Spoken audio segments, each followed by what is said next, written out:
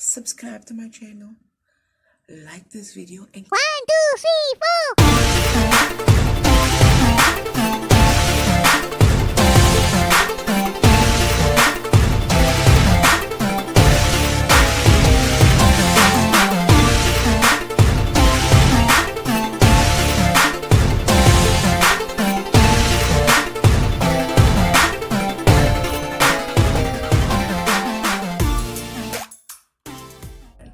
hello my loves, welcome back to my channel. My name is Tracy and you're watching Everything Tracy TV, where we talk about self-love, lifestyle and business.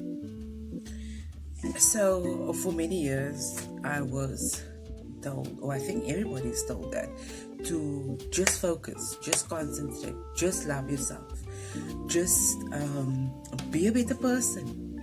And we are never given the tools on how to actually be a better person, how to actually focus. Like I remember in school, I was told a lot, you should try focusing. Even in our report cards, even in report cards today, Tracy should focus more in school.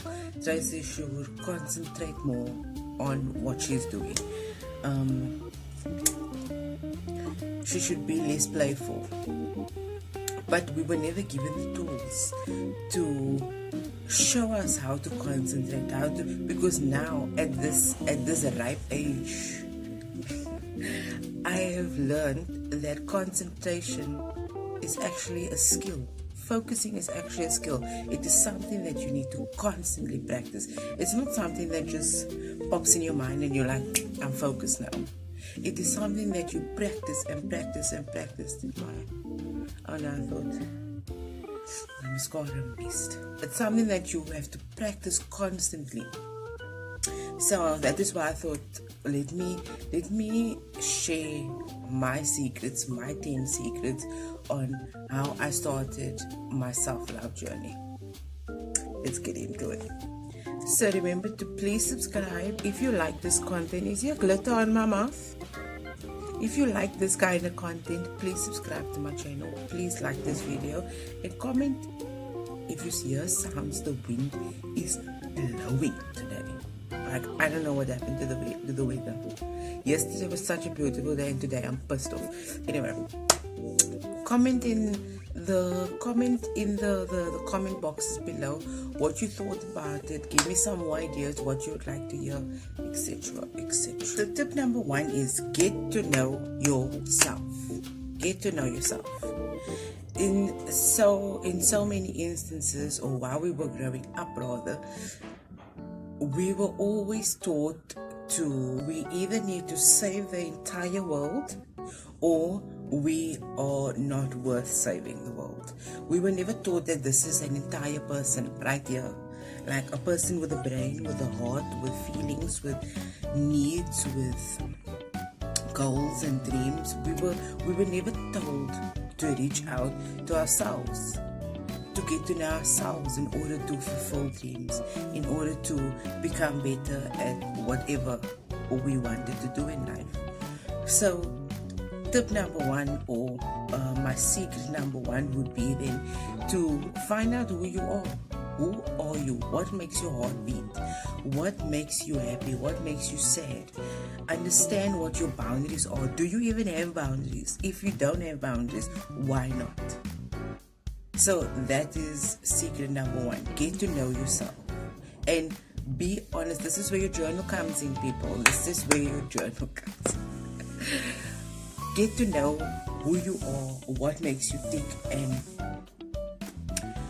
yeah, just get to know. And then secret number 2 would be to be honest with yourself about what is not making you happy.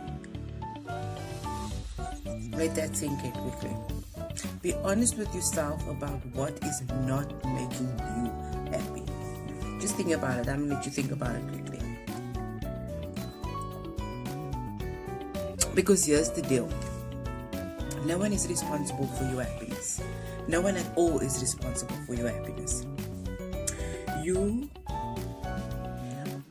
for example, For example, I was so afraid to use self-love as one of my content pieces on YouTube. I've been wanting to do the self-love thing since last year. But I keep thinking to myself, like, do I know enough about self-love? What are people going to think? Like, people are more into funny stuff and pranks, and people are more into those kind of things. And then I thought about it for a while, because obviously I haven't been here for like months and months and months. And when I started writing the scripts for it, it felt so good. I felt like I was in the right space. I felt like I'm in alignment with what I'm supposed to do. So now I'm just making this content and I'm enjoying it. And I'm hoping that you all enjoy it too. But I'm enjoying it. You know what I mean? So what makes you unhappy? I'm enjoying it and I'm excited about it. And yes, we want to stay positive. Yes, we want to look at people with a positive eye, and we want to, what do you say now? You want to believe the best of everybody. We want to believe the best of everybody, but that isn't always the case. It's not always the case, and you need to look at things. I'm not just talking about people, I'm talking about situations also. I'm talking about things in your career. I'm talking about things in your personal life, things that you are doing that isn't making you happy, things that you are not putting action into, things that you are maybe procrastinating about, anything that makes you unhappy. I'm using people as an example. And where was I now? I lost my train of thought. Try and stay positive.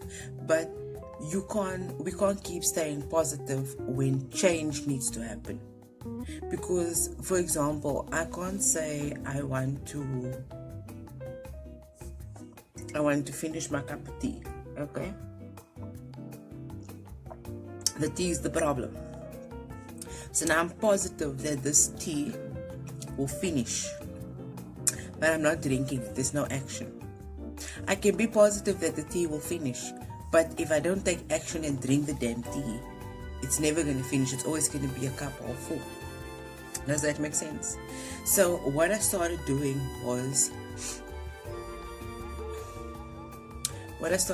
I just realized I didn't give you the actual secret in the previous one. So what I started doing is I made a list in my journal. I made a list of all of the things that made me unhappy. And believe it or not, I thought it was going to be a list of 1,000 things, but I don't even think it was 10. Yeah, it wasn't even 10 yet. It wasn't even 10. And next to each situation, I wrote, I put them into categories of things I can control and things I cannot control. So all of the things that I could control, I said, okay, so in order for this thing to change, what do I need to do? And then next to that, I put an action plan. If that action plan was not executed by a certain date, so I added a date to it. If it wasn't executed by a certain date, it could cut ties with that whole situation. Whether it was part of my business, because there were parts of my business that I cut out. So whether there was parts of my business, whether it was people, whether it was other projects I was involved in but I didn't have the time for, if by a certain date I couldn't get to it, cut it out. Because now you're creating stagnant, you're becoming stagnant because you want to go in that direction, but you don't have the time, the resources, the money, etc., etc. You don't have the time for it. So it's making you unhappy, not because you can't do it, but because you don't have the time, and maybe you need to relook at it at a later stage. So that is the things that I can control. The things that I couldn't control, I just chucked out. I nicely did some work on it. Situation A. I explained the entire situation to myself. That you explain the situation to yourself. And can I change the situation? No, I can't change the situation. So there's nothing you can do. Let it go. Plain and simple, right? I think this video is going to be a little bit too long. Let's try and go quick. Make time. Secret number 3. Make time for yourself. No family, no kids, no spouse, no boyfriend or girlfriend, no nothing, just you. Just make time for yourself. What I used to do is I used to take myself on a date. So I go for a meal and a movie.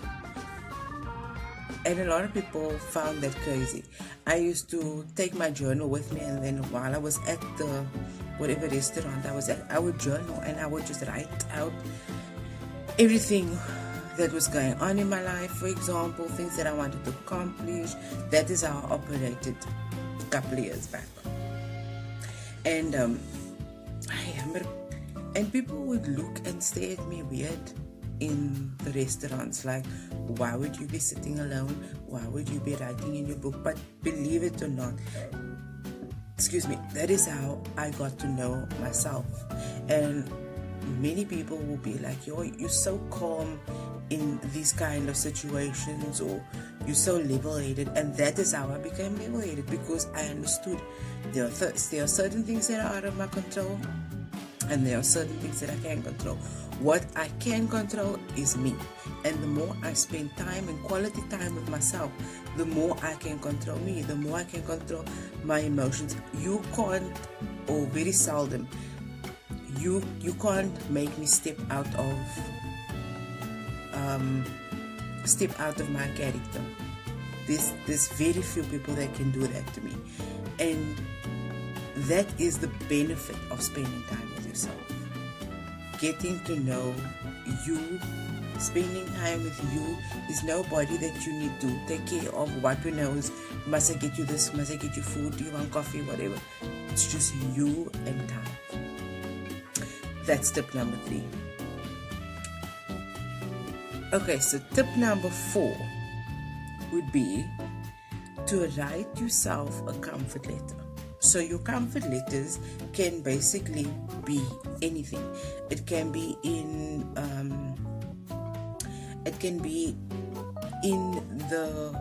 the midst of when you're going through something, or so write yourself a letter. I'm not going to say what to put in the letter. I'm not going to tell you what to put in the letter, but just say, dear, your name, and start writing and see what comes up. It's amazing what comes up. I have been doing these Dear Tracy, I forgive you for letters now recently, and there's so much stuff sitting in our bodies, man, like in our minds, in our hearts, in our subconscious, even aches and pains, certain aches and pains where you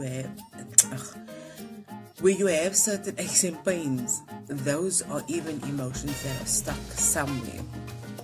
So the more we speak to ourselves, the more we spend time with ourselves, the more we get to know ourselves, the more those emotions are released. And the more we write to ourselves, those emotions are released. And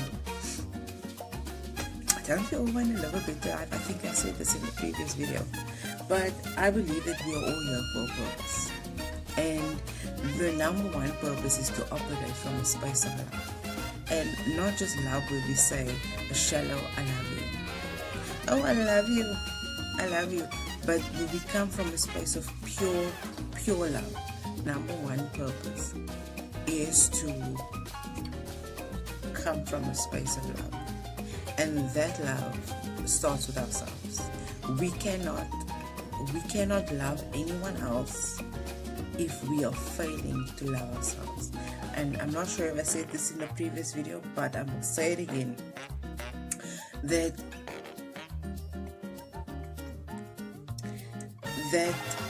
we are to love ourselves so much that our cup overflows. And from that space of overflowing, that is when we give to someone else. Because once we love ourselves that much, we live happier, healthier lives. Period. And too many times we give other people the upper hand, or give other people the responsibility of making us happy. We give our spouses or our children or our parents or aunts, uncles, friends, everybody around us, we give everybody the responsibility of making us happy or loving us, when it is our jobs to love us first.